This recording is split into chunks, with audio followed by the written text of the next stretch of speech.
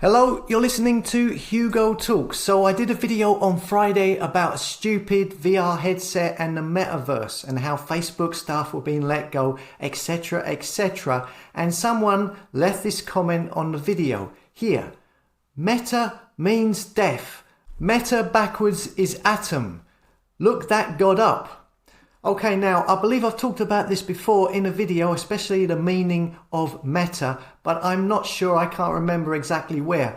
But I thought, let's take this comment and just look into it a little bit more and see what else we can find and how does this all link into what's happening today.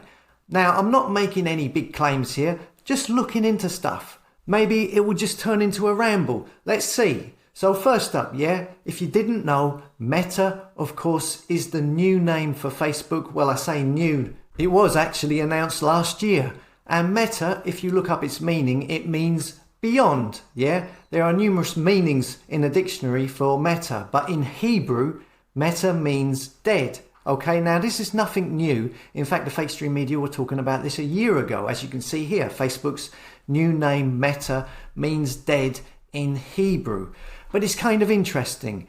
If you think that Facebook is like a book of faces, a documented online book of digital IDs of people's faces and personal information that they give freely for the establishment to process for the use of monitoring people, right? It's curious that by them changing it from Facebook to Meta, and that name Meta, meaning dead in Hebrew, then it's changing from the book of faces to the book of the dead. Now, the Book of the Dead is an ancient Egyptian book of incantations and spells for funerals. It says here it has 200 spells in it. And we'll get back to that in a moment. Now, the other thing mentioned in this comment was if you take meta, meaning dead in Hebrew, and you reverse it, which is, of course, something Satanists like to do, as above, so below, upside down crosses and so forth. If you reverse meta, it says atom or atom. Now, Atum is an Egyptian god deity. As you can see here, it is spelt at first A-T-U-M, but it says it is also spelt and rendered as A-T-E-M, or also as just T-E-M. So, Atum, meta reversed, Atum is, it says here, is an Egyptian sun god noted to be called the complete one and the finisher of the world. It says here that in the Heliopolitan creation myth, Atum was considered to be the first god, having created himself a solar deity associated with Ra, another sun god. It says here, Atum created himself and came out of a blue lotus flower. Okay, the lotus flower, again, now you'll notice we have seen the lotus flower symbology used in numerous organisations of late. The Lucifer Trust, uses a lotus flower symbology with their invocations. That Glastonbury ritual, the burning of the lotus flower at the end, the lotus wands on top of the rainbow wands for their rituals used at the Order of the Golden Wand. Witchcraft, that guy's website from the recent video I did about the 10 climate commandments. He had a lotus flower symbol at the top of his site. Trump gifted the Pope a lotus flower ornament in 2017. So again, the lotus flower. Anyway, right, if we go back now to the Book of the Dead, which, as I was saying, Facebook changing their name to Meta, meaning dead in Hebrew, changes it from Facebook to Dead Book, the Book of the Dead. In the ancient Egyptian Book of the Dead, this god, Atum, Meta reversed, is mentioned. It is said that the sun god Atum is said to have ascended from chaos waters with the appearance of a snake, the animal renewing itself every morning. He is referenced as the serpentine Atum. Okay, so we are getting the old serpent in the Garden of Eden vibe going with this now. It says Atum is the first being to emerge from the darkness, and he sends the Eye of Ra to find his children and to get followers. The Eye of Ra is, to keep it simple, is like the eye of Horus, the eye of Providence, the all-seeing eye, you know, the one-eye peekaboo club symbology, which you've all seen 1,000 times. So Atum, the serpentine snake sun god, sends the eye of Ra to find his children. And of course, you know, this one eye is used in Freemasonry. So much Egyptian stuff going on with the Freemasons. So we have this sun god Atum, and one of the variations of its spelling is Atem, which as well, it kind of makes me think of the bank machines where you draw money out. Well, it sounds like that. Get money out of the ATM. ATEM. ATM. Bit of a stretch, but that comes to mind as well. But anyway, we have the god Atem, Atum, Meta reversed. Atum is a sun god who was said to be the original god of Heliopolis, preceding Ra. He was a sun god whose name meant to be complete or to make an end of. He represents the sun in the evening, and in his form is of the snake. He represents the concept of the end of the universe, who sends the one-eye peekaboo club eye of Ra to find his children, so they follow him. The worship of this god Atum also centered on the city of Heliopolis. Heliopolis called the city of the sun. Helio meaning sun, yeah?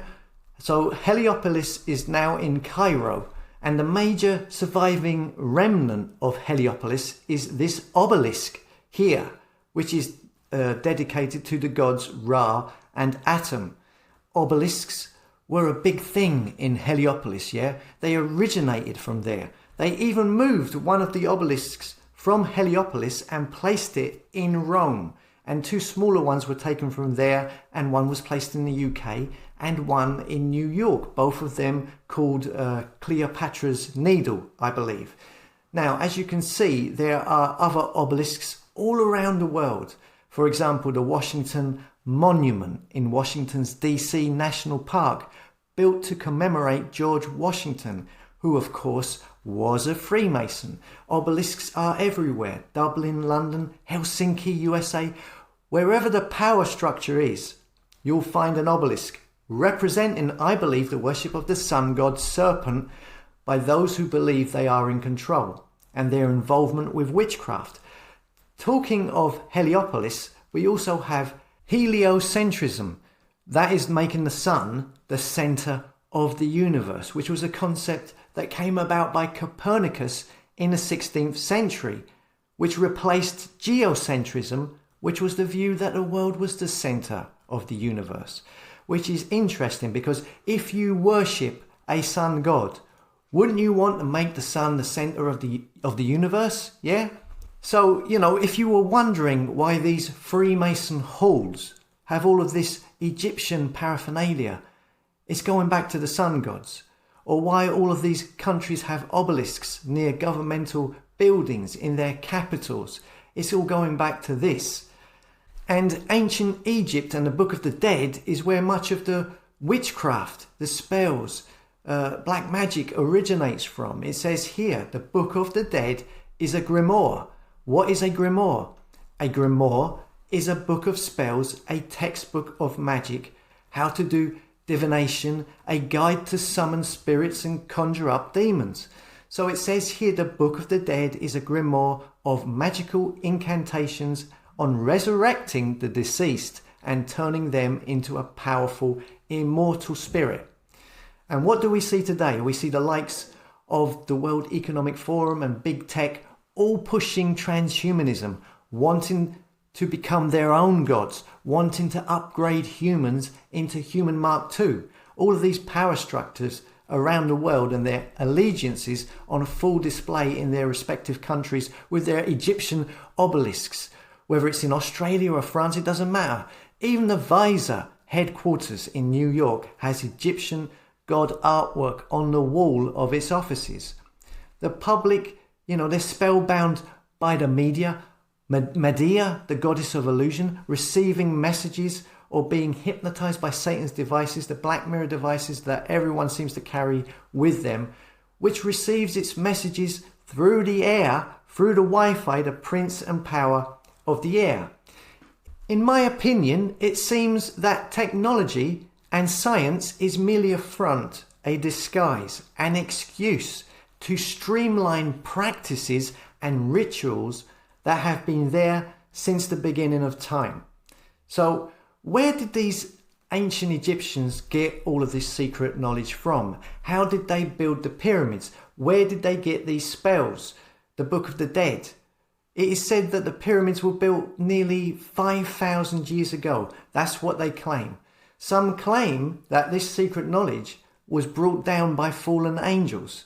It says here in the Bible in Genesis, "And it came to pass when men began to multiply on the face of the earth, and daughters were born unto them, that the sons of God saw the daughters of men, that they were fair, and they took them wives of all which they chose." So many take it that the sons of God are angels, fallen angels, the angels that rebelled against God, fallen angels such as Lucifer. And it is suggested that the offspring they had with these daughters of the earth were what some refer to as the Nephilim, who were giants. It also says there were giants in the earth in those days, and also after that, when the sons of God came in unto the daughters of men, and they bare children to them. The same became mighty men, which were of old, men of renown. And God saw that the wickedness of man was great in the earth, and that every imagination of the thoughts of his heart was only evil continually. So obviously a bad influence these fallen angels were. So the point being is, were the fallen angels, the angels that were expelled from heaven, were they the bestowers of this secret knowledge that led to the spells, the witchcraft in the Egyptian Book of the Dead, and the building of the pyramids, which has created bloodlines which have somehow filtered through to today? And is this why these obelisks stand in places where there is government and power and the ruling class? Why Freemasons are so attached to their Egyptian symbology, and why they worship sun gods and fallen angels such as Lucifer? Let us know in the comments what you think. I mean, also, right, we have two timeline outlooks here.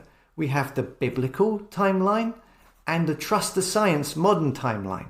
So the biblical timeline believes that God created the world roughly around 6,000 years ago. The pyramids, they reckon, were built 1,000 years after the creation of the earth, so about 5,000 years ago. And then Noah's flood happened after 2,000 years, 2,500 years, roughly after the creation of the world, so about 3,500 years ago. Roughly, that's the idea. That's the biblical timeline, okay? 6,000 years ago, the earth was created. Now, on the flip side of that, you have now the establishment and the trust the science people who claim the earth is 4.5 billion years old and was created out of nothing with a big bang. And this is pushed by the people like Professor Brian Cox and Neil deGrasse Tyson, show ponies, push and promote it on the fake stream media. Now, there's a massive difference between 4.5 billion years ago and 6,000 years ago. I know which one I think is more likely. Which one do you think is correct? Let us know in the comments. I'll finish up with this one. I said it the other day, but it fits in with this topic as well. For we wrestle not against flesh and blood, but against principalities, against powers, against the rulers of the darkness of this world, against spiritual wickedness in high places. As always, thanks for listening. Come and subscribe to HugoTalks.com website to get notifications direct from the original source, and I'll see you later.